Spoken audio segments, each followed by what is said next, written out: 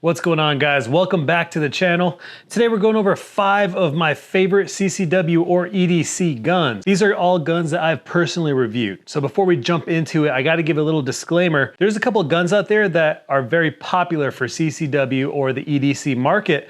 The problem is I might not have much personal experience with those guns. So a couple of those guns are the Shadow System stuff and also, believe it or not, the Glock 43X stuff. Now I do have quite a bit of experience with the old Glock 43, but due to capacity and just old generation, that one did not make this list. So anyways, let's jump right to it, and we're gonna start at number 5 and I'm gonna rank it all the way to number 1. Anyways, let's get started. This is the Smith & Wesson Shield Plus Performance Center. So this guy is that Shield frame. It's just the Plus is the most recent version of this. I got this a little over a year ago, maybe 2 years ago now. And when this came out, the capacity was extremely impressive. The flush fit magazine that's in here right now is a 10-round magazine. And there's an optional, I believe, 13-round magazine, but that's a little extended on the bottom there. So very good shooter. Now, the only reason that this made it as number 5 and not a better number, that's because this is the only gun on the list that has had any kind of failures. Now, it would lock back and it has some difficulty dropping that slide. So the issue's since gone. It hasn't happened, so it could have been part of some kind of a break-in thing. It's not an issue anymore. This guy right here is not the optics ready model. So this has excellent grip texture. The trigger is not that bad. It's kind of got like a straight shoe trigger, kind of slight curve, but mostly straight. And it's very compact. It's a short little guy. The fiber optic sights are very clear, very bright. And as you can see, this one is ported. So you actually have a ported barrel, then you have the port cuts or the lightning cuts on the slide for that ported barrel. Overall, excellent gun, but due to some of the malfunctions and then the outdated capacity, this guy's number 5. Now, before we jump to number 4, this list is the top 5. That means everything on this list, I would trust my life to. Everything on this list is something that I have carried or do carry because it's actually a really good gun. So even though this is number 5, it made it to the top 5. So now on to number 4, we've got this guy right here. This is the Springfield Armory Hellcat Pro.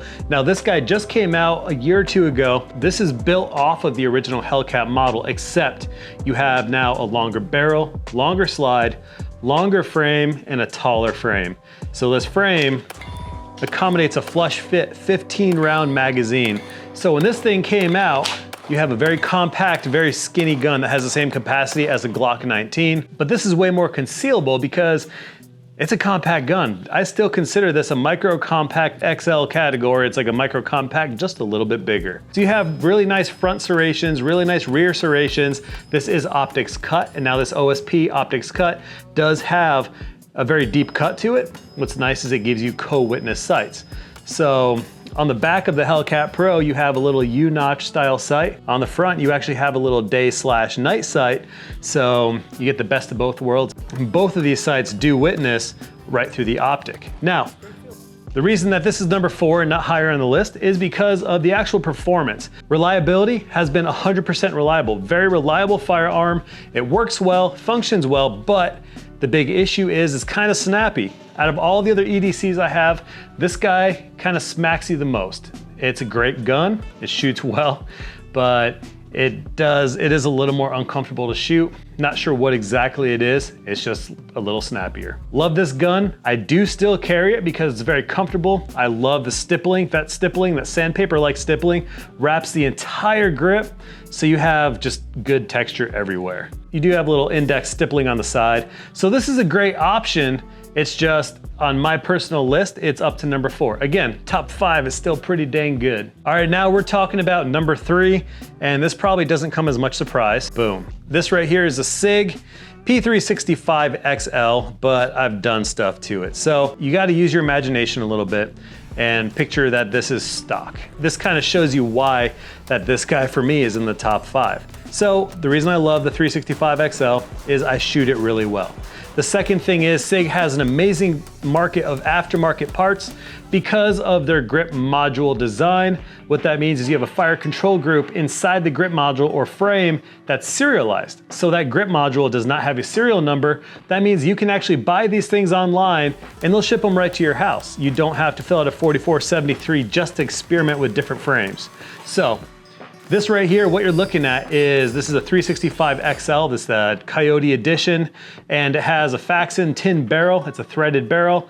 It has a Viridian RFX 15 green dot sight on it, and then this is actually a factory mag with the extension. It's a 15 round magazine from factory, and also this is the Icarus Precision grip module. It does have a little customization on it right there, look at that. MrBigKid. The reason that this is number 3 is because, first of all, I shoot it very well. Second of all, the capacity is up there at 15 rounds, or I believe 12 rounds for the flush fit magazine. And then the customization is just out of this world. And I love customizing my guns. SIG P365 XL, number 3. It's a good spot for it. All right, guys, now we are scooting along to number 2. Number 2, believe it or not, is this guy right here. This right here is a Mossberg MC2C. This guy is optics ready, so it has an optics cut on it. That optics cut does not interfere with the rear sight. This thing has a 3-dot day/night sight set on it. So you got day and night sights that actually come with the handgun already. So the stippling in certain locations is actually very aggressive. Now, the biggest reason why I moved this thing to number 2 is from your performance to cost ratio. This thing does not cost a lot of money. This thing is a very budget-friendly firearm, but I was blown away by how reliable it actually is. I fired a few hundred rounds to this thing without a single issue, and there's something about this gun that is soft. I don't know what it is, but it's a very, very soft shooter. So you do have a nice flat face trigger. Again, you got an optics cut, and another thing, these things actually have very good capacity, and the magazine that's slightly thicker on the bottom, a little extension, is actually a 16 round magazine. So it has a great capacity, excellent price point, and it's been very reliable so far. So Mossberg absolutely killed it with this gun. Who would have thought that a budget-friendly firearm has made its way into my daily rotation for EDC? I love carrying this thing. It's just a great gun. Now, number 1 was a very close race to this guy right here, and I will show you that right now. All right, guys, now here it is, number 1. This is my number 1 most carried EDC, and I do kind of alternate this between the XL, the MC2C, and the Hellcat Pro, but this is my number 1 most carried gun. Now, this is the SIG P365X Macro, of course, with all the bells and whistles on it as well. We have another Icarus Precision grip module. We have the Holosun. This is the 507K GR X2. It's the green reticle version 2, and then the TLR7 Sub 1913 version right here. So there's 2 major drawbacks with this gun. Number 1 big drawback is on the customization market. It's not quite as customizable as a 365 XL. The reason being is because of the macro slide up here. Now, the cool thing is all the parts are generally interchangeable with the XL except for the barrel. So the macro slide actually has that compensator built into it. So what that means is in order for this thing to be effective, you can only have a 365 barrel in there, not the XL, not a threaded barrel. It has to be a 365 length barrel in order to fit inside this slide.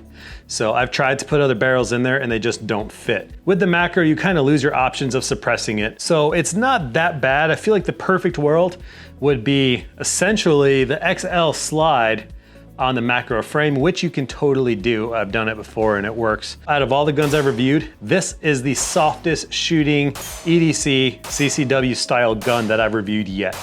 Especially with the addition of these accessories, it shoots even better. The other major drawback with this guy right here is the cost. Like I said before in my first original review video a couple months back, I bought this thing at a gun store on the way to a shooting range because I wanted to try one anyways. I got like lint and stuff all over it. I wanted to try one anyways. But I ended up forking over 800 bucks for this thing. And as much as I love this gun, I don't think it's an $800 gun. You can go ahead and debate me if you want on that. It's a great gun, but all these other options perform almost just as good as this guy, but for about $200 to $300 less than this one right here.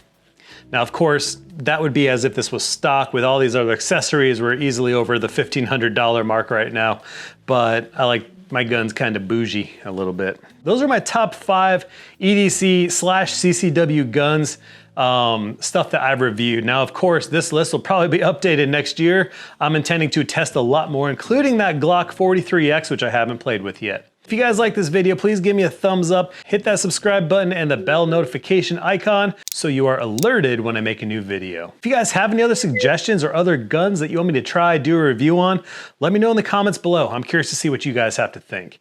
Thank you all so much. I'll see you guys later.